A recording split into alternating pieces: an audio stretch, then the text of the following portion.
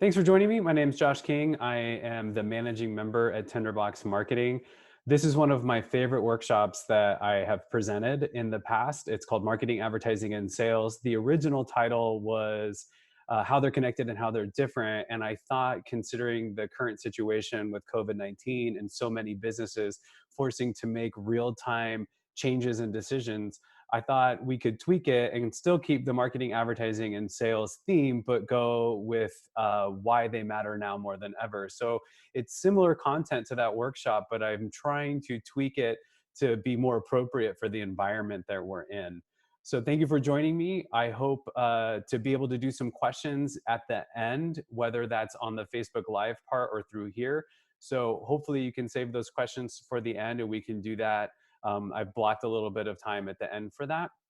And I will go ahead and share my screen so that we can take a look at the presentation and get going.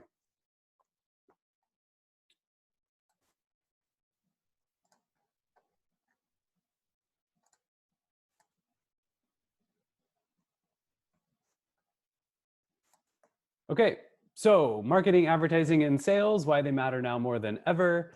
Again, my name is Josh King. I am the managing member at Tinderbox Marketing. Couple of tips for today. Normally, if you've seen me before in a workshop live, I love to take questions and answers in real time. I don't mind being interrupted. A little bit different because of the format today. So hopefully, like I said, we can do those questions at the end. But my first tip for today is you have to start now. All of the advice and the tips and things that I'll talk about today are intended to be done today. So you should be able to get out of this workshop and start doing some of these things this afternoon.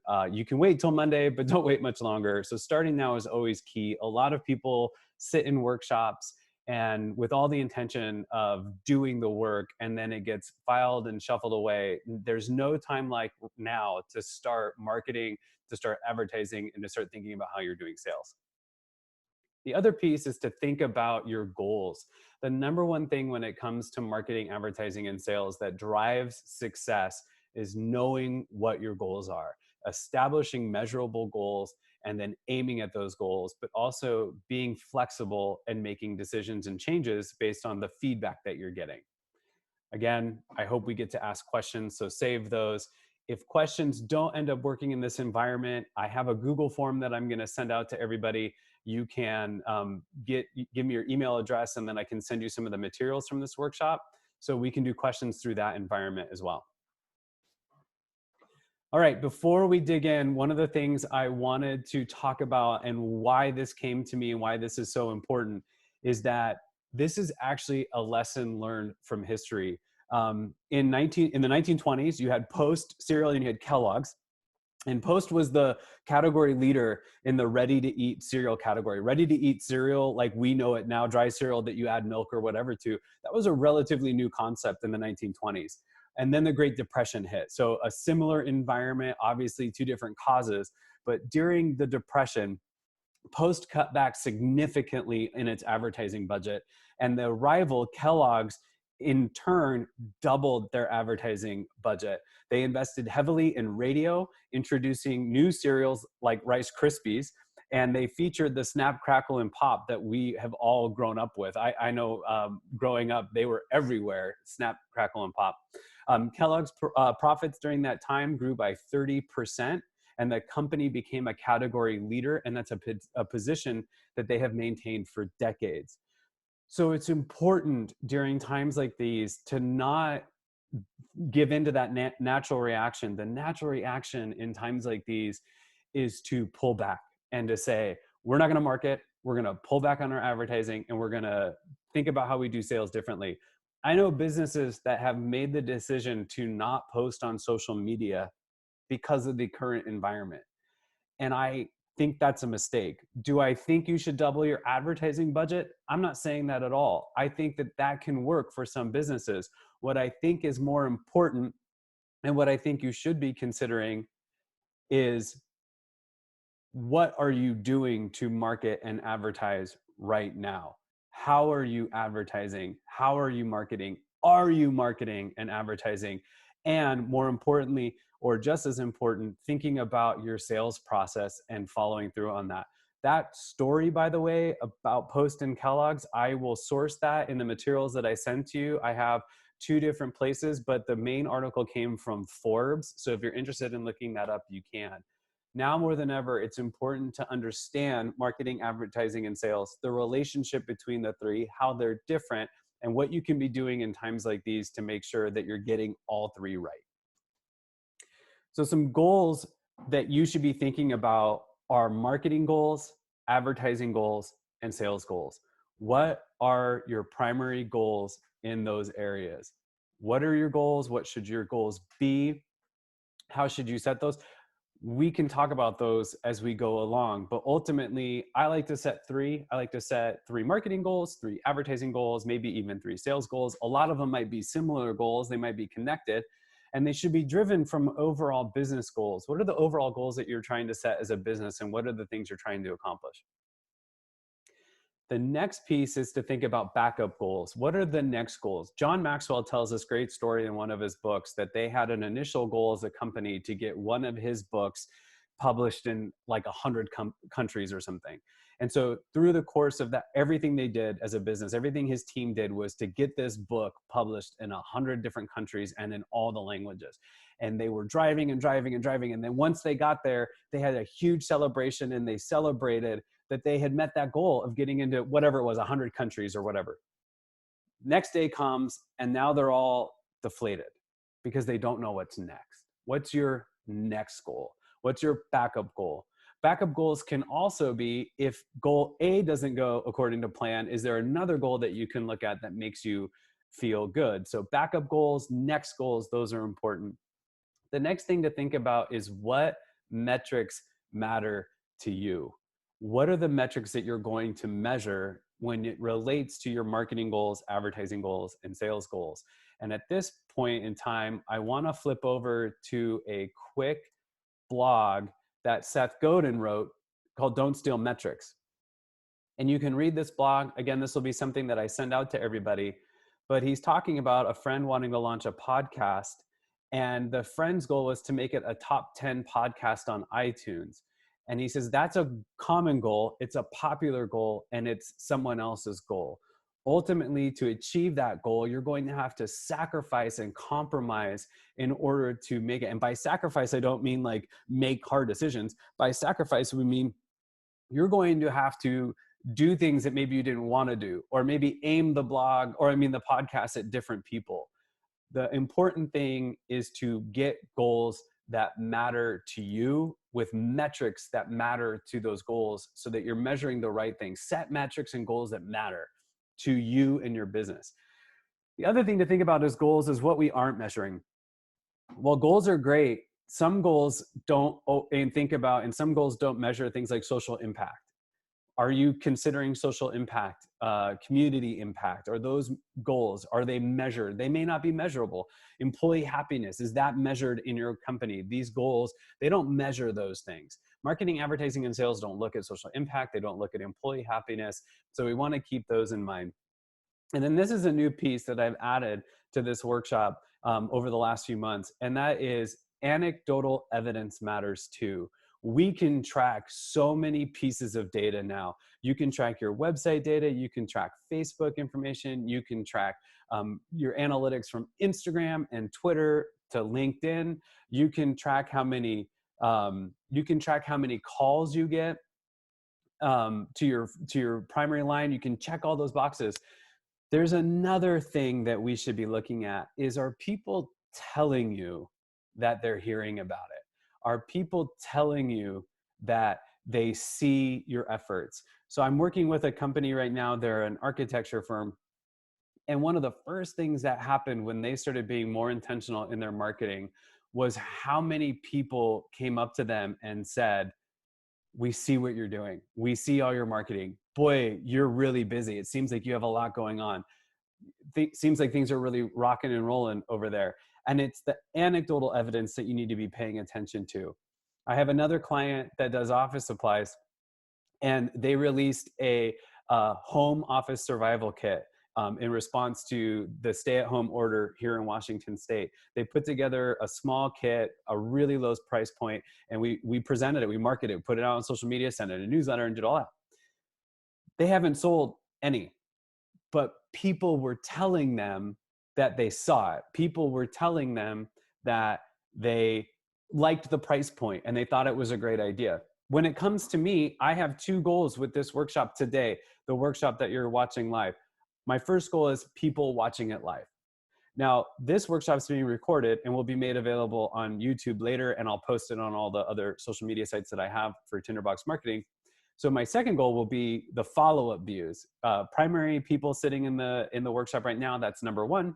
Number two is people who watch it later. Number three is, did people hear about me doing it? I had a Zoom conference call earlier today, and the person I was talking to knew that I was doing this workshop, right? I don't know that I had the evidence that that person saw it in a measurable way, whether it was a website view or whatever, but I know that they told me, and that matters in the anecdotal evidence. So you have to be paying attention to that information. You can try to track it if you want, if that makes sense for you, but ultimately you have to be thinking about anecdotal evidence and its place in the overall picture. All right, so I'm going to make some assumptions and rules as we continue on. And the reason why I'm doing this is that this workshop is meant to address your marketing, your advertising, your sales. It is not meant to address other issues with your business, cash flow and things like that. So the first thing that I'm looking at is I'm assuming that you have a good product and service already. I'm assuming that you're out at market or you're going to market, but that you have a solid product or you have a solid service. This workshop's not going to fix those things. If your services stink or your product is bunk, like that's not going to fix anything. The other assumption that I used to make, which I've struck through on this one, is that your physical space is awesome. So in this current environment, I know multiple businesses that are making real-time decisions on how they deliver products to customers. One is a craft beer place out at Indian Trail here in the north side of Spokane. And then the other one is a grocery store in the downtown Spokane vicinity. Both are doing deliveries and they're trying to figure out how to do it. Neither of them were set up for curbside pickup or deliveries before COVID-19. So in the case of the grocery store, the decision that they're making is that they're going to offer limited curbside service for people in the at-risk populations. So they're looking at people who, are older or have autoimmune issues. They want to serve those people, but it also gives them a great opportunity to sort of beta try curbside pickup. And I encourage them that if it works, then they should open it up. If they get the process down, then they should open that up to more customers. So looking at curbside pickup as a grocery store that wasn't set up to do that before is a really good flexibility opportunity. The other thing that they can do, they should be marketing that. They should send it in a newsletter to their fans and the people in their email list. They should send a press release mentioning that. They should post it on social media and make sure that people are aware of that, right? It's a positive response to the current environment. The other business is doing curbside pickup as a craft beer place, and they're allowing people to come in, and they're really promoting that they're doing contactless curbside pickup. In both cases, they're going with what some people call in the business model canvas world, the minimum viable product. They're not signing up for expensive software. They're not looking at digging into really high-end tech savvy ways. The grocery store is doing it by email. You email the order, and then they'll fulfill it. And if the order's in by 3, then you can come pick it up between 3 and 5 or 3 and 6 or whatever the hours are. Being flexible doesn't mean having to spend money. Making decisions and changes in this environment doesn't mean spending a ton of money. It means figuring out how to be flexible. One of the things that I love doing for my business, and one of the things that promotes my business more than anything else, is workshops like this. I have solid relationships with Startup Spokane, North Idaho College, the SBDC out of North Idaho. I do workshops routinely as a way to meet new people and drive business. I cannot do them in person for the time being. So I had to be flexible and learn to do it like this. This is the first time I've ever broadcast a workshop. I'm hoping the technology is working. I have 2 screens up right now. I have no way to know if this isn't working, but I'm trusting that it is, and I'm trying something new. If things calm down in the coming months, rather when things calm down in the coming months, one of the things this workshop doesn't fix is your physical space if you have one. I'm talking about being flexible in the meantime, but there's going to be a time when people can visit your storefront again. And you have to assume in that time, or when that time comes, I have to assume that your place is awesome and that people want to be there. And if it's not, this workshop's not going to fix that. Yeah buts don't apply. You've probably already heard me say one or two things and you're thinking, yeah, but you're thinking that doesn't work. I can't do that. Those don't apply here. This workshop is for people who are going, I know things aren't good for my business right now, or I know things look bad for my business, or I know things are scary for my business, but I want the opportunity. I want to look at all the things that I can do to drive success. I want to try to find ways to be successful regardless, right? That's who this workshop is for. You are willing to do sales or you're willing to fix it. Marketing and advertising are just two pieces of this. And if you're not willing to do sales, then you're not going to drive any success. So you have to be willing to do sales or you have to be willing to fix your current sales process. Customer service is another piece. I just did a workshop on this not too long ago. I'm thinking about doing that as a part of this series. But customer service is key. It's sort of like the third gear or the fourth hidden gear of this 3-gear wheel that we have. And customer service is that piece of interacting with a customer before a sale happens, like the lead up, and then after the sale happens, answering questions. So being willing to do those things is important. We have to get agreements on terms too before we go too much further. So I'm talking about marketing, advertising, and sales. And one of the things that you may have read in the description for this workshop was that not everybody is in agreement on what these terms are. So the terms that we're using from this point moving forward are my terms. I've been told that if you go to a marketing course in a college or university that they're very similar, but I just know this is the way that these terms work for me in the real world. So we'll go from there. Daryl Turner said that advertising builds awareness, marketing gets clients to know you, and sales gets clients to use you. Said another way, marketing is telling a story. It is all the things that we do, all the pieces of our brand that we use to tell a story. It's our logo, it's our website, it's a business card, it's social media, storytelling pieces.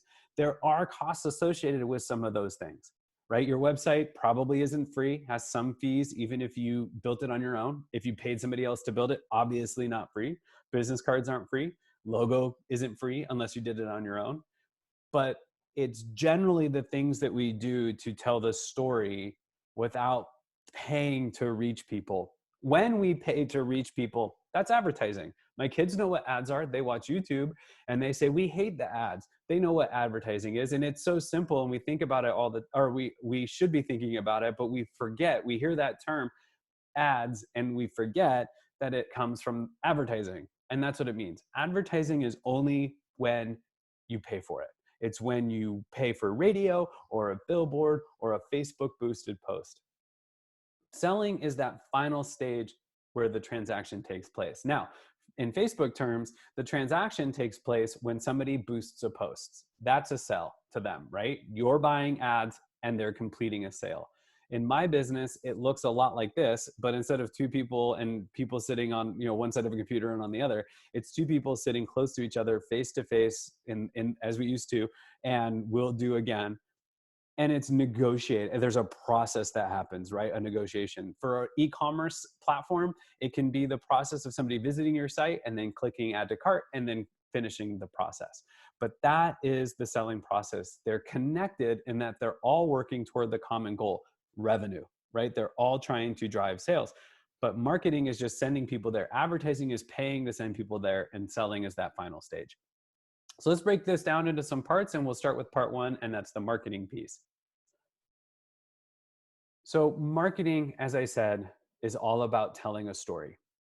It's about building relationship with your customer or potential customer.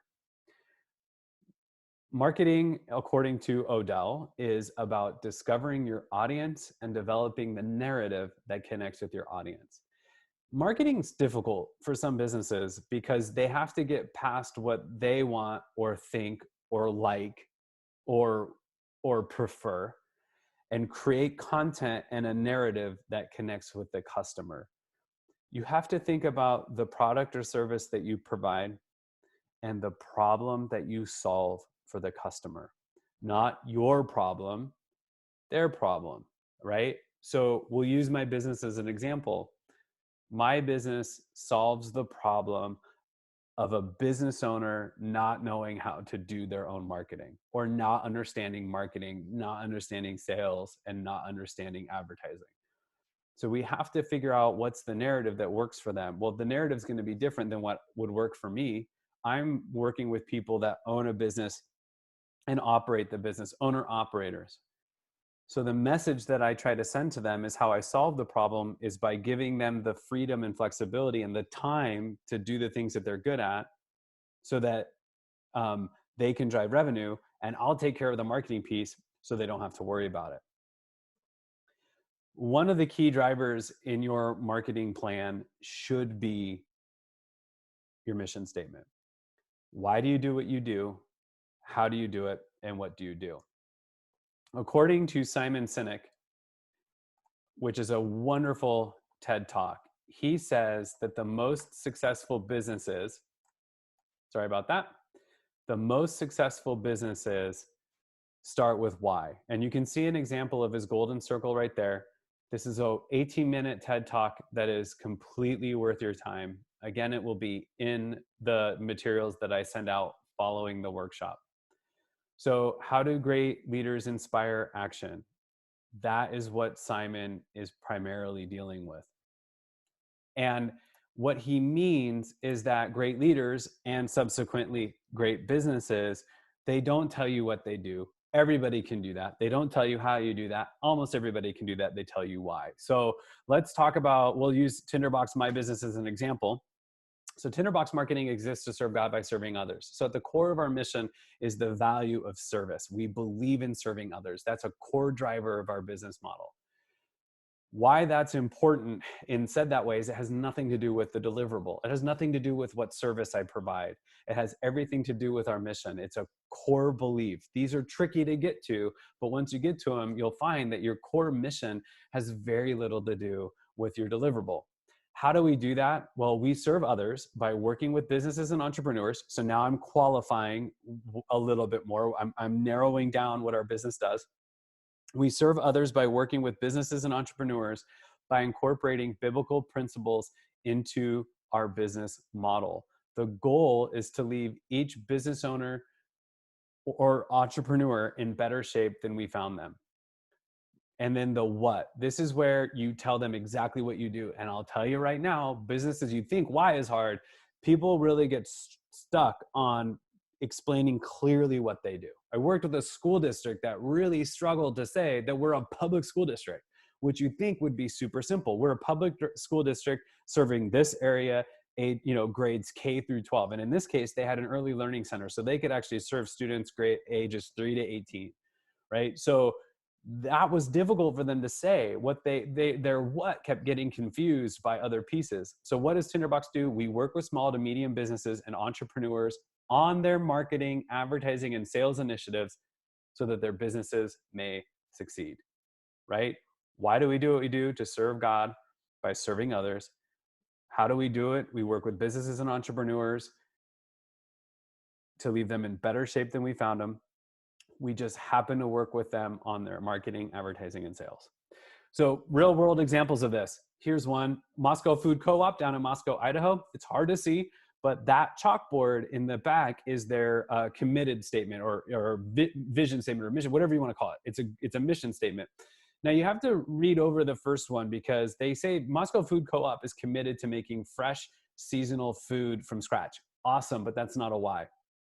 Their why is 3 points down, and it says, we are committed to bringing people together to act as a community hub. So if you were to run their mission statement through Simon Sinek's sort of why, how, what filter, it would be Moscow Food Co-op exists to bring the community together, or we exist to serve as a community hub. Right? Very little to do with what you can actually get at the co-op, but very much driven by that belief. They also talk about healthy and supportive work environment and offering friendly and personal service. Those things are the how, right? Making fresh seasonal food from scratch, that's a what? Using local, sustainable, and organic ingredients is a how. Being the link between local producers and customers is a what? They provide food and they make food. Okay, so now we have mission, we have our goals, right? Thinking big picture here, we've set goals, we've set our mission statement, what we believe in. The next piece is, who are we trying to reach? Customer profile is key. What is the age of the person that you're trying to sell to? Gender, marital status, location, income, children, hobbies, interests. Here's the kicker. You can have more than one. You can have a primary customer. So we think in terms of 10. 10 customers are going to come through the door or email you or visit your website or whatever. Out of those 10, who's the most likely? That's your primary customer. That's your primary profile. The most likely person to walk through the door is a woman in her mid-30s who's married, has kids in the home, lives in your neck of the woods. Her household income is above 75,000, and she is interested in the outdoors. She's interested in hiking and adventure sports. She takes her kids skiing. She's on hikes. She goes camping, right? Now I know some messaging to reach that person with. The important thing to keep in mind here is that they have to be willing to buy from you. It's sort of the unwritten rule of building a customer profile. It's willing to buy from you. So I was doing this workshop, very similar workshop to this, down in Colfax and Colfax Computer was a business in the audience. And I was really making this point and trying to drive this home that you cannot say that your customer is everyone, because it's not. And I said the reasons why your customer can't be everyone is because not everyone, if you realistically think about it, is going to use your product and service. Tinderbox Marketing is a perfect example. Not everybody owns a business and not everybody who owns a business needs marketing help. Not everybody running a business needs marketing help. Not everybody in business needs marketing help. And just not everybody in the world, globally speaking, needs help with marketing. So if I said that anybody could use my business, I would spend an awful lot of time talking to people that don't have any desire to do business with me. Instead, I should be thinking about business owners that are struggling with their marketing, who need to pay somebody or willing to pay somebody to help them. And what are the characteristics of those people and their businesses? So Colfax Computer, she said, well, my business can work with just about anybody as long as they own a computer. So we can work with anybody who owns a computer. And I said, okay, what do you do? What does Colfax Computer primarily do? Well, we do sales, but we do a lot of service. We help with viruses and we do computer repair. And I said, your customer is not everybody with a computer. I had a computer just before the one I bought this last December. I finally upgraded, but the computer I'd had before that, I had from day one when I started Tinderbox Marketing. I had it for 7 years. When I bought it, it was the 2012 model. So I bought it in early 2013. It was the 2012 model. So realistically speaking, that laptop was about 8 years old. And I said to her, I've never paid anybody to fix it or repair it. The only time I took it to the Apple store was when the battery was dead. I knew it was dead. I took it in specifically to get a new battery. And that was the only time I've never had anybody look at it for virus repair, because I will Google that and I will figure it out on my own. And when there was a problem, I had already diagnosed it and I went in specifically for the one thing. I said, so your customer is not everybody with a computer. Your customer is anybody with a computer who's willing to pay someone else to fix it. And there's a fundamental difference between that person and me. And you have to understand that, right? So understanding those pieces is key. The goal, according to Simon Sinek, who now I've mentioned twice, the goal is not to do business with everybody who needs what you have. The goal is to do business with people who believe what you believe. So he takes it even one step further. Maybe you've decided that there's this customer profile of people who will buy from you, but ultimately you've also decided that you want to be mission driven. You want to reach people who believe what you believe. And ultimately, good marketing and good storytelling does just that. It reaches people who believe what you believe: shared value, shared interest. Basically, when I look at a marketing plan, I look at it this way. I decide, what are my goals? We've already talked about that. What's my mission? We've talked about that. Who am I trying to reach? We've talked about that. These are all pieces of marketing. And oh, by the way, all pieces that we can use in advertising and all pieces we can use in sales. And then I look at my marketing hub model, and why I call it that is the orange circle in the middle is your hub. That orange circle is where you need people to go in order to buy your product or service. Once they get there, whether it's your website, whether it's a physical location, once we're past the stay at home, whether it's a phone call or whether it's an email, once they get to the hub, then the sales process takes over. That's the third piece that we'll talk about. So looking at this, you have multiple pieces moving all together, right? You have all of your social media. This example has a Facebook, YouTube, Google My Business, Twitter, and LinkedIn. Now I put Google My Business here because even if you don't have a physical location, you should be claiming your Google My Business. Now it doesn't act like a traditional social media platform in that you don't have likes and followers, but you do have the ability to post to it like most social media sites. So we should be doing that. Twitter, LinkedIn. Now, LinkedIn, you're going to double up, right? Because you're going to have your company page, which you should have, and then you're going to have your personal profile, which you should also have. So all of those things are working together to drive traffic to your website, phone, or email. Then you have your website, which is your hub in this model. But because you have a website, that's where your blog lives. So you're blogging on a regular basis, maybe once every 2 weeks, maybe once a month. That blog is then shared out on social media with the intentional purpose of driving link clicks back to your website. Do you see how that works? And then your monthly newsletter, same thing. We're going to put the link to the blog in the monthly newsletter, send the newsletter out to the people who've agreed to give us their email addresses, and then hopefully they click on it and go back to our website. There's some other pieces we should be looking at: public speaking, public relations, networking, strategic relationships, right? Other partners that meet with customers that are similar to the customers that you want. PR is a simple way of saying, or a complicated way of saying press releases. Are you sending press releases? Now, normally if I was doing this workshop live, I would say, what is the best part of doing a press release? And I would wait for people to answer. And because I'm locked into this presentation, I can't really do live question and answer. The best part of a press release is that it's free to send. It's free to send press releases to news outlets. Go to kxoy.com, go to creme.com, go to KHQ, go to Coeur d'Alene Press, go to any of the local and regional publications and outlets, and they will all have, or most all have, a newsroom inbox, right? So news at, or tips at, or info at, where you can scrape those. That's a fancy word of saying gather them into an email list or a spreadsheet, and then you can send in press releases. Doesn't cost you anything, right? The next question that I ask at this point is I ask, what is the wrong number of times to send a press release? There's two answers. The wrong number of times to send a press release. So if you're thinking about it, you're probably thinking that the wrong number of times is 0 or once.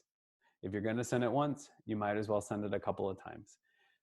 The thing to think about this in the current environment is if you're making adjustments to your business model to accommodate stay at home, stay safe directives like we have in Washington State, it's okay to mention that in a press release. In fact, it's probably a good idea. The thing that I've been advising people on during this is that you cannot pretend that COVID-19 is not a thing. You just can't. It's a thing. And even if you're not taking it seriously, lots of other people are. So in order for you not to come across callous or indifferent, make sure you've posted in general, whether it's on your website or social media or both, that your business is responding to the environment created by COVID-19, and that you're taking it into consideration, public and employee health and safety. Once you've done that, you've set the tone that you recognize that this is a thing. And then you're able to continue to promote good marketing and advertising messages. One thing to be careful here, and this happens every time there's a hurricane, and it's happened even amid COVID-19, is you don't want to come across like you're just trying to take advantage of it. A couple of the large car manufacturers in the United States are promoting messaging where they're going to defer payments. Now that's cool. I think that's great. But then they're also promoting that they're going to do like 6 months no payments, or 6 months same as cash, or any of this. That to me is a fine line. it's a fine line, because now you're saying, hey, because you have to stay at home, wouldn't it be great to have a new truck? So we have to take those things into consideration. Grocery stores have it easy because people have to eat. It's part of the human condition. But if you're a business that's not considered essential, then you have to be really thoughtful about how you're doing it. And the way that I chose to do it was, I 2 weeks ago put out a message that I was taking this seriously and I was here to help my clients through this, and that I would be working remotely and I could do Zoom calls or whatever to make that happen. When Monday came around, things had changed. I sent that out 2 weeks ago on a Friday. And then a week ago, this last Monday, the place that I office out of, fellow co-working, had shut down. I Me and my family were taking the order much more seriously, or the current environment much more seriously. And then by Wednesday, or whenever the governor made the call, we were on stay at home. So I had already posted and made the announcement that I was aware of the situation and taking it seriously. As I thought about it, I thought, what are the things that I can do to help people? So a couple of flexibilities that I made in my business, one of them was doing this workshop. I don't get paid to do these normally, so that's not a big deal, but I do them usually through third parties, other people who help provide the crowd and provide the platform and provide the space. I didn't have that, so I had to do that all on my own, but I took it as an opportunity to connect with people over real world situations to help guide them, right? So I'm not trying to take advantage of anybody here. I'm trying to help. And if you come across as if you're sincerely trying to help with your messaging and that you're staying open, I don't think anybody's going to judge you too harshly. All right, things that are considered marketing. I think this is a good list to cover at this point in time. Number one would be your website. I think websites are important, but more important is your logo. You got to have a logo, got to have a website, right? It's 2020. People expect a website. And if you're watching me and you can see my face, then you can also see that I have a cell phone here. You should also make sure that your website is mobile friendly. And a lot of businesses don't even know. Meet with businesses all the time, and I view their website on my phone, take a screenshot, and I send it to them and say, hey, did you notice that your website's not mobile friendly? Especially if you're an e-commerce site, it's got to be mobile friendly. Brand elements. Brand elements are all the pieces that go along with your logo, and they're just as important. If you notice, there is a specific font on your screen right now, and there are two colors. Those colors are a part of my brand, and that font is a part of my brand. So you have to make sure that you know what your fonts are. That's a brand element. Your colors, that's a brand element. And then any other designy pieces, keep paying attention. And in this deck, you'll see matches and a campfire and all these things that are brand elements. They're not my logo. They're associated elements with my brand. Mission statement, we talked about that. Your blog, great opportunity to do storytelling, right? You get long form opportunity. You could even do it as a video. So one of the things I'll probably do is take this video, upload it to YouTube, take that video, embed it in a blog, and then write some thoughts about that in a blog post. Probably include links to some of the things I talked about today. Your newsletter, awesome, free thing to do. Now, once you get to a certain point, MailChimp, Constant Contact might start charging you, but that's a small cost to the benefit of sending a newsletter. Social media, 100% free unless you pay to advertise. Press releases, again, free, right? We're not talking about engaging a PR firm. We're just talking about sending press releases. Events are super important when we get to have them again, right? I think people are going to be looking for opportunities to get together. I want to do a barbecue so bad. I wanted to do one this year. Tinderbox anniversary party this year was called Camp Tinderbox. It was done in February, which is the actual birth month of the company. We did it then. I want to do a barbecue. I want it next year. I'm just going to kick it down the road. We're going to do it in summer, and I want to do a Camp Tinderbox in the summer. I think it's going to be amazing. Building signage, super important. Super, super important. And there's free creative ways that you can do that. Boulevard Mercantile, when they were on their old location here in town over on Northwest Boulevard and Monroe, they painted it and they did high contrast white on black. So easy, affordable, right? Building signage is super important. I'm not advocating spend 10 grand on your sign. I know lots of businesses that don't. What I'm advocating is smart design. Smart design. Business cards, got to have business cards. I'm ending on that one as far as things that are considered marketing. There's a whole host of other things that are considered marketing, but these are the top ones. Use this as a checklist, mark them off as you get them. This one comes from one of our Northwest neighbors. This is Lighthouse, and this is the president's, this is his actual business card. And if you'll notice, it's a coupon. Super clever. So that business card is actually, or the business card part is actually business card sized. The coupon is Uh, it's perforated, so you can take that off, so you can keep his business card. And if you look closely, maximum value of $7. So I always joke when I see a really good business card about how much it costs them to print it. So I've seen people who've printed $1.50 each business cards, right? So think about that. You print 100 business cards at $1.50 each. How much did you spend? And I joke that you just handed me $1.50. Well, Mr. Pryor here is handing out $7 every time he hands out his business card, right? So he's pretty proud of his product, and he's pretty smart marketer, right? This is an opportunity to try our product for free. Other smart piece of marketing here is Mr. Rich King. He's a realtor, and he's going to come up later again. So we see all those other signs all the time. You can see I actually took this, I pulled over, safely took this picture from my car. Actually, I think I had the passenger take this. And you'll notice these are all, well, there's We Believe We Vote. That's not really a political one. It's not for a candidate, but it is political.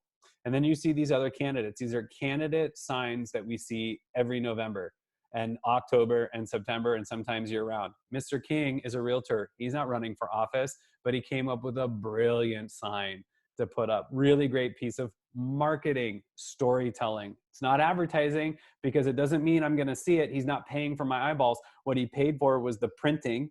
That costs, so it's not a free marketing thing, but it is a pretty low cost way to get your message out. All right. Advertising is the next piece. And this is when we get to a paid for selling message, right? We are paying for this. Stuart Henderson Britt says this. He says, doing business without advertising is like winking at a girl in the dark. You know what you are doing, but nobody else does. Am I advocating that everybody has to spend on marketing on advertising? No, I'm not advocating that. But I am saying that if you want to reach people, advertising is one of the best ways to do that. Jeff Richards says it this way: advertising is totally unnecessary unless you hope to make money. Now, again, not advocating that you have to spend money on advertising, but I am suggesting that it's a good opportunity and a good way to reach people. If you're going to do it, I suggest you use this. This will come in the slide. You can fill this out. This is just a goal worksheet. What is the goal you're looking to accomplish with your marketing? Which part of your audience group are you trying to aim at? That will help you determine where you're going to spend your money. And then what are the options below? Now this, I'm going to source this too. This comes from a lynda.com workshop, and it's from the digital marketing workshop. So it's not my idea. This is something that I have borrowed. All good marketers borrow. Are you paying for it? Is it earned? And what that means is, did it get shared, or did it get picked up at no cost? Sharing is an earned, and then owned is like an email list that you own, right? So I own the email list. I can send an email out to everybody. I can send it in a newsletter. That's the owned piece of this. I own it. Doesn't cost me anything. The earned is if somebody forwards that email to somebody else. That's earned. Paid is if for some reason I paid to have more people reached by that newsletter. So in this example, we're selling 100 fitness widgets for women ages 45 to 64 who are married, who have teen to adult children, who are interested in fitness. And if we went one step further, like I've recommended, they are willing to pay to get fit. And then the three channels that we're going to look at are Facebook, some print media, and the electronic newsletter. So the electronic newsletter, we're not going to pay for anything there, but we are going to pay to have direct mail sent out. So we know our audience, and if you work with your local post office, they will help you figure out how many people fit that designation in the area you want to send it in. And then Facebook, I'm going to spend $100 a month on a boosted post. My earned content, you'll see I'm going to send the newsletter with a coupon to the existing customer list, and hopefully they share it. And then I'm going to create what I hope to be a shareable post on Facebook. And then the owned is I can post 2 times a week. People who've liked your page, you can consider that in your owned bucket, because they're already there. They're in. You can post 2 times a week, focusing on a different feature of the widget. And then you can send the newsletter again, owned. You own the list. You're going to send it out to everybody. Some things that are considered advertising are newspaper ads. That's an oldie, and in some cases a goodie, right? Some people still find a lot of success with that. Facebook boosted posts or any kind of Facebook advertising is another really popular one. Google AdWords, another popular one. Be careful. I like Google AdWords. Just know you've got to be really intentional with your AdWords, and be aware that some keywords are going to be more expensive than others. Radio ads, seeing a lot of research out there that people are trusting radio, and more specifically radio news, more than ever. TV ads, I used to sell Comcast local cable advertising in Spokane, so I'm very familiar with that. Something that you can do. Sponsorships, we can consider anytime we pay to sponsor. So if you're an orthodontist, you've likely paid to sponsor the gymnasium or the baseball field at your local high school. Good opportunity to reach a lot of people. It's paying to reach them, right? That is a paid opportunity. Billboards, which I'll have an example of here in a second, that's a classic one, and still, according to some research, still super effective. Magazines, that's another good one. Amazon ads, you can advertise on Amazon. Again, when we start advertising and we paying for them, one of the things we want to be thinking about is what of these are trackable versus which ones aren't trackable.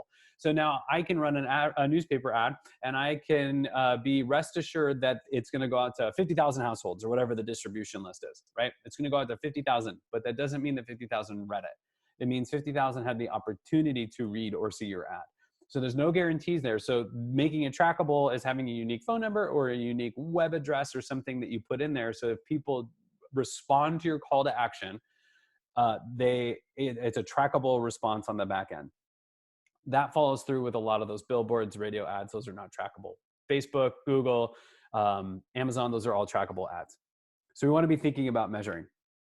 When it comes to, and I just mentioned this call to action, when it comes to running advertising, you have to make sure you have a clear call to action. You've all probably seen realtor billboards in the marketplace wherever you are at.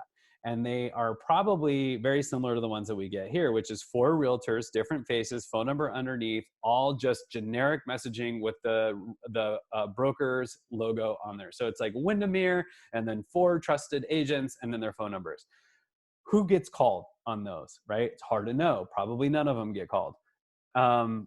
Rich, who I mentioned earlier, had a different idea. I will sell your home in 39 days or less, or I'll pay your mortgage until it sells. Not mission-based, other than, he's confident, and I don't know that that's a good mission, but it is a very clear call to action. It's clear, it's decisive. I know what he's asking, and I can respond to that easily. That's a solid example of a billboard. I could read that now. It does.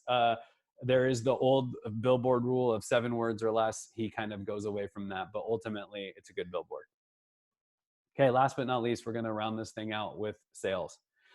If you do the other 2 pieces well, then you should have leads. You should have people contacting you, whether it's through your website or by your phone number or email or coming into your physical location when we get to do that again. Whatever it is, you should see the results. It's the transaction time. It's when the dollars exchange hands. Tiffany Bova is from Salesforce, and she says how you sell matters, what your process is matters, but how your customers feel when they engage with you matters more. We need to be careful when we're selling that the people we're selling to don't feel taken advantage of, don't feel manipulated, and don't feel used. It needs to be a win-win for everybody. There are 2 types of sales. There's the online world and the in-person world. And the in-person world now looks different. It's another reason why I wanted to take the opportunity to do this workshop. You can still do in-person sales with Zoom, FaceTime, or phone. And you should. You should be doing your normal sales process, but get comfortable with Zoom. Again, this is the first time I'm doing this. Last week and this week, I did all my meetings by Zoom, and we made it work. You can do FaceTime, even if it's on your phone. You can just pick up the phone and call somebody. I know that's weird. You can text, but those are in person. So when I talk about in person, those are going to be the things I'm talking about. We will start with the key parts of an in-person sales plan, because I think that in-person matters now more than ever. I think your website's super important and the online environment is really important, but I think what you can do in person with human interaction, even if it's limited, is important.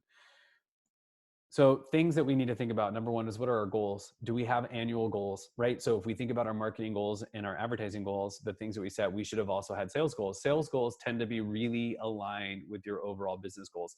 A lot of businesses set goals that are revenue-based or client base. I want X number of new clients because they worked out in their math that each client's worth X number of dollars. Years ago, when I was selling Comcast, I went into a storage facility and I met with the manager. He had called Comcast and was looking to advertise on Comcast. And he told me that every person that comes in to get a storage unit is worth $600. And I said, well, tell me more. What do you mean? He says, well, I know that on average, the next person that walks to the door is going to sign up for a storage unit. They're going to get $100 a month one on average. That's the average.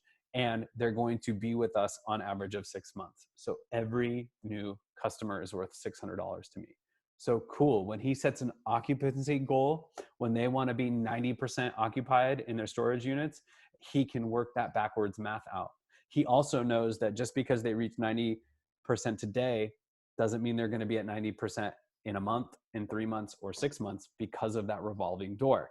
So his goals are constantly based on driving new people, right? As much as they are driven by revenue, it's about getting new people in the door. Customer strategy. What is the strategy that you have to take care of your customers? What's your plan? Do you follow up with them? Do you talk to them? I meet with my customers weekly. What is your follow-up? How do you do it? I forgot to even mention this and it just hit me, and I'll try to make sure I remember to put this into the materials. But Seth Godin, one of my favorite bloggers, wrote a blog just on this recently where he talked about as a customer, business to business or business to consumer, if you're selling a service like I do, or going into an agreement with another business on product or whatever, that you should have an agreement beforehand. And that agreement includes things that go beyond a normal contract. There are things like, we will respond to emails within 24 hours. We will not take shortcuts. We will not rush. We will do things right. We will have a plan. It was so good. I hope to remember to include that for you. Customer strategy, how you take care of your current customers is great. Comcast knows this, and I'm not talking about when I was there. I'm talking about Comcast cable and internet. They know it's easier to keep existing customers than it is to go out and get new ones. It's cheaper too. So they'll do a thing where they run a promotion and they get you in, and they get you in for $75 a month or whatever. And it's only for 6 months or it's for 18 months. But if at the end of that period you call them and you throw a fit, they'll probably give you the deal. They call it the never ending coupon because they know it's easier to keep you than it is to get you back. Prospecting. What's the prospecting process that you go through to find new leads? I already gave you mine. Mine's doing workshops, right? My hope is to get a few leads out of this, a few people who are interested in talking after this. I'm being completely transparent with you. It's part of my process. What is your prospecting process? Do you go to networking events? Do you attend webinars? Do you reach out to people on LinkedIn? What's your prospecting process? And then you have to be tracking it. I think that sales tracking tools can be really important. They're called customer relationship management tools. Insightly is a good one that's free. You have to be thinking about how you're tracking, because once you start getting and developing relationships with customers, you have to figure out how to manage them. I choose a spreadsheet and I'll share that with you later. A couple things here. Your goal always in sales is to get the sale. Primary goal, right? That's our goal. Whether it's like you're the storage unit and their goal is a sale, but they're customer driven, their body count, right? They need people coming in and getting storage units. That's their primary goal. There is an opportunity for a secondary goal. And I have mentioned that in this, right? My primary goal is sales. In this one, I want to drive traffic to my marketing review or to the next phase of the sales interaction. My secondary goal is the marketing piece. Did people hear about me? You have to think about your secondary goal. Just because somebody says no to you doesn't mean that's a lost opportunity. They can become a valued referral partner. They can become a valued strategic partner, right? I never exchange dollars between me and Startup Spokane, ever, but they are a valuable partner in my strategy. And that came through primary and secondary goals, right? So thinking through these things in your in-person sales goals, customer strategy, prospecting strategy, and then how are you tracking all of your activity? Really important.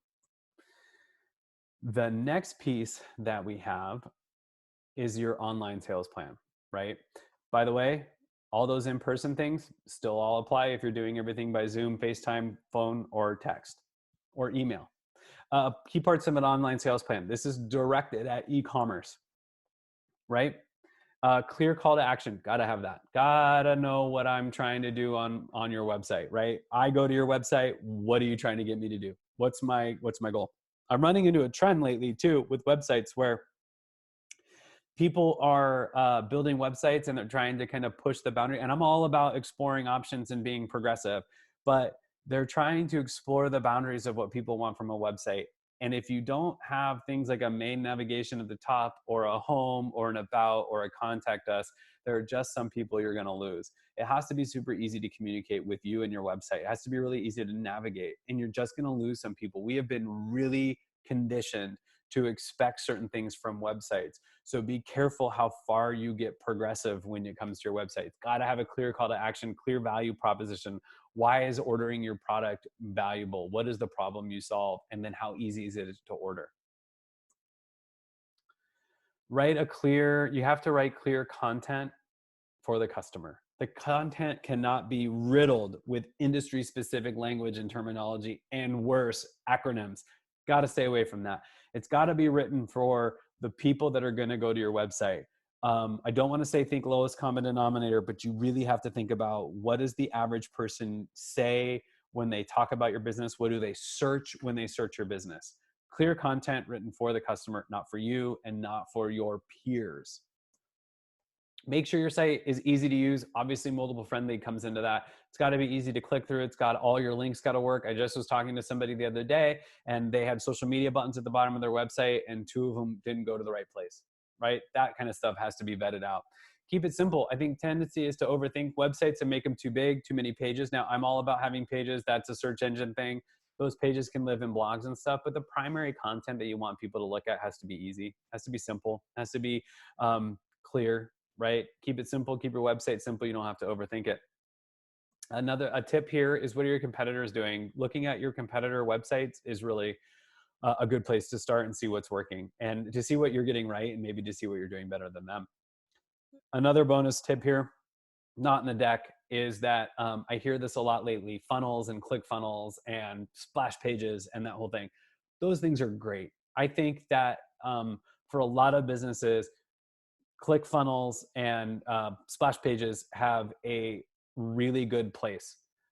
If your business deals with less than 20 leads per month, there's no reason to you can manage 20 leads a month. There is no reason to explore spending money on click funnels. 20 leads for my business a month would be almost unmanageable. I don't need to worry about driving more leads than that, right? If my business dries up and I want to go down a path to drive more business, going down the click funnel and the lead and the splash page, that doesn't necessarily work for my business. It's too many leads. If I had 100 leads in a day or in a month or even in 6 months, I don't know that I would know what to do with them. That's too much. Most businesses don't need to worry about click funnels and website funnels. A funnel, in general marketing terms and sales firms, it looks like a funnel. At the top is everybody in the world, and at the bottom of the funnel is people who are closer to the buying decision, people who buy from you. Thinking about the funnel in terms of what needs to change for the consumer in order for them to buy from you, what behavior needs to change, what do you need to expose them to in messaging and storytelling and advertising, that's cool. That's not the funnel I'm talking about. I'm talking about specifically websites and splash pages that are designed to drive high volume leads, high volume of leads, to get emails, to get them to download an ebook or a podcast or whatever, with the intent of driving a lot of leads. That is not for every business, right? And it's okay if you have it and you can keep doing it, but you have to be really intentional in measuring it. All right, things that are sales. Salesperson, duh, that's somebody who goes out and does sales. That's easy. Owner operator, I'm the salesperson for my business. I'm the one who goes out and does it. My website, and even if I'm not e-commerce and I'm not, can be considered sales. My website still needs to behave as if it's e-commerce, even though the transaction never takes place online. Your customer service is sales, and it's an important piece of it. How your team talks to customers is vital, really important. Your strategic partners make sense. That's another one. People who refer to you, who send people to your website or send people to you. What's the message that they're sending? What do they know about your business, and how are they explaining it to customers? That's an important piece of sales. Vendors are another one. If you have people that supply to you, that you buy things from, if you're retail, do they help promote your business? That's important. Suppliers, that's the same thing. Well, oh, I got those backwards. Vendors, people who are vending your product. Suppliers. So if you have a product and it's in the hands of other people, that's your vendor. What do they know? What are they doing? How are they positioning your product? Suppliers, those are the people who supply product to you. Again, both opportunities for sales. Sorry, I got those mixed up. Subcontractors, the people out in the marketplace that are doing business as a part of your team. How are they behaving? How are they acting? How are they presenting you and your business? Primary contractors that are doing work on your behalf. Those are also part of it.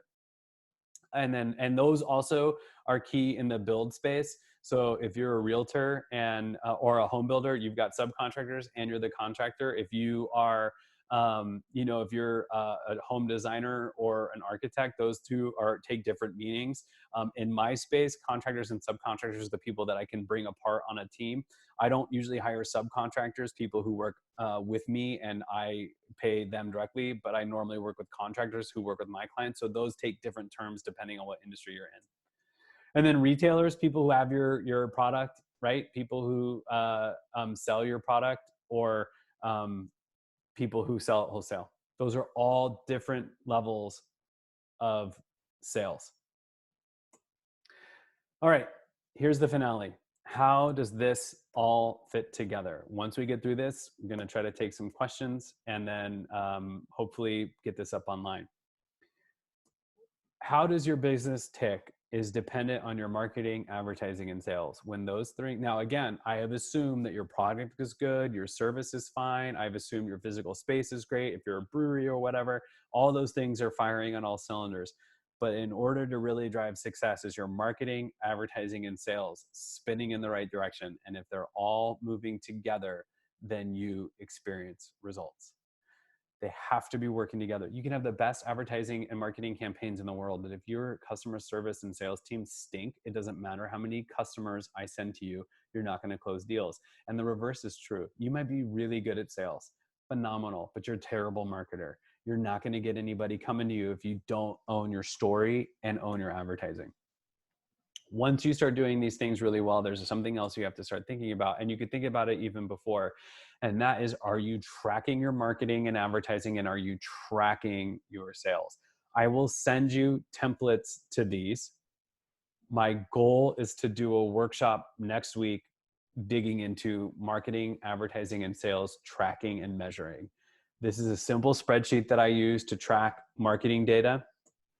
And this is a simple spreadsheet that I use to track sales. I don't use a CRM. My business isn't complicated enough. I don't have that many leads. I don't have that many clients at any given time. I use a simple spreadsheet to track that information. Really basic, but it gets the job done. I have two versions in this one.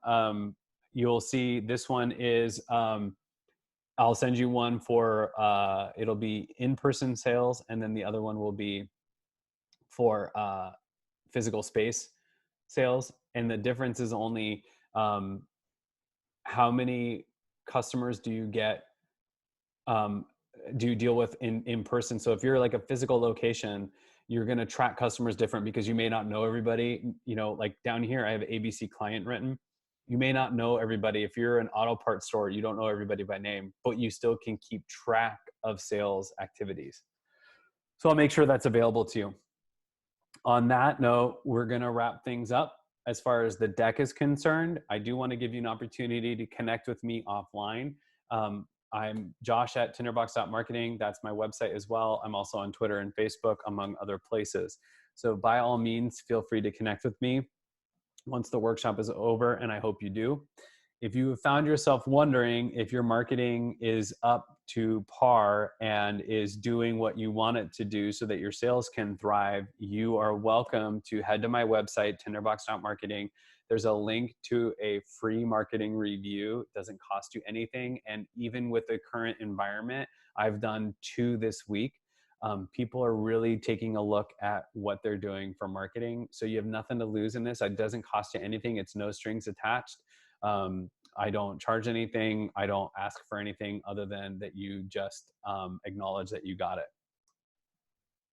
All right. So on that note, I am going to go back to me and try to take some questions. So if you're on the Zoom, go ahead and you can start. There's the chat should be available. So if you want to start chatting, you can do that, and I'll wait patiently. I will try to pull up the Facebook Live as well so that we can take questions there. And I will just be a patient person.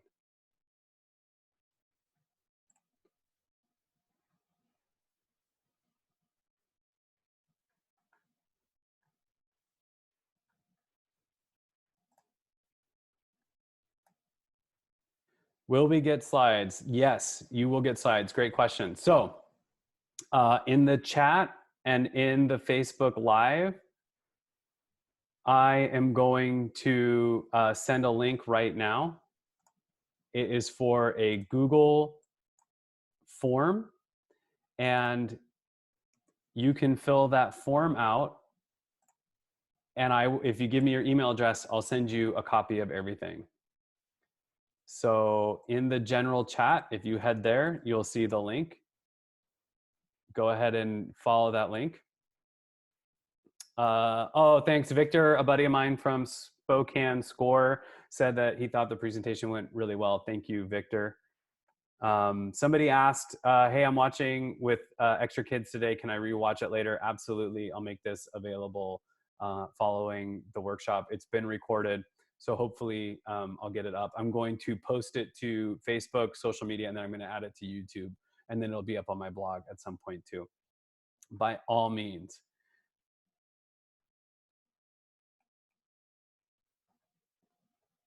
Any other questions? Any advice for the construction industry in Idaho with posting about still being open as we are currently still considered essential? Yeah, and honestly, I'll answer that in two ways. Even if you're not considered essential, don't stop posting. If you're posting about open and you are considered essential, then absolutely post. One of the things I would do, again, is to make sure you set the tone by saying that you're taking precautions, like you're aware of the situation, you're aware of COVID-19. You know that it's a situation that needs to be considered. So here's the steps that you're taking. Your team is wearing gloves, staying 6 feet apart, any of those things. Start with that. Once you get that message posted, you could either highlight it to Facebook or pin it to the top, and then you can continue posting. Might be a good idea to, in your social media mix, to continue to go back to that message, and every once in a while, like maybe once a week or every 2 weeks, post about the fact that COVID-19 is a thing. Try not to be pessimistic. Try not to be negative. Just try to take a happy feeling. Also, keep in mind that there are a lot of people who don't get to work. So you want to keep that in mind. But I think being positive, sharing stories, a couple ideas if you're in the construction industry, whether you're considered essential. I know in Washington State, there's been some gray area about whether or not residential can continue. Whether you get to post or stay open, or whether you don't get to stay open, a couple things to think about are Throwback Thursdays, huge opportunity. Flashback Friday, same idea. Huge opportunity to share content from past projects, and it's a good way to kind of showcase your work. Another thing to do during that time frame would be to talk about your team, share a team member and a bio. And I like doing that with 2 pictures. I like to get like a professional headshot or the best headshot you can drum up. And then what I like to do is partner that with what I call an in the wild picture. So you get a picture of the headshot, the employee, and then a picture that the employee gives you of them doing the things that they love to do, something, family or whatever. And then you can write a quick little bio and share that. Continuing your activity is key. If you can't work, you post about when you did work. You post about not, can't wait to get back to work. And if you get to work, especially in the construction industry, posting job site pictures with people being safe, those are good. Here's my big word of caution. I have seen businesses post with people not observing 6 feet. That's tacky. Don't do that. So if you're going to post a job site picture, make sure your crew is observing those boundaries. Great question. Let me check Facebook. Still taking questions if you have them. All right, we'll give a few more moments here. Would love to hear from you. Some people are on Facebook, not getting. Yep, I am seeing Facebook, so there we're good. All right. Well, if there are no other questions, I will wrap things up. Don't forget there is the Google Doc that you can use to fill out. I am sharing that right now in the I'll share that in the live under the comments, so that you can access that. You can ask questions, and or I mean, give me your name, your business, and your title if you want. Those are optional, and then your email, and then I'll send you a copy of the deck and then some of the materials that I mentioned during the workshop. And with that, I'll say goodbye. Thank you so much for joining me. I had a great time. I think things went rather smoothly considering the fly by the seat of my pants nature. Um, by all means, feel free to reach out. Head to my website, tinderbox.marketing.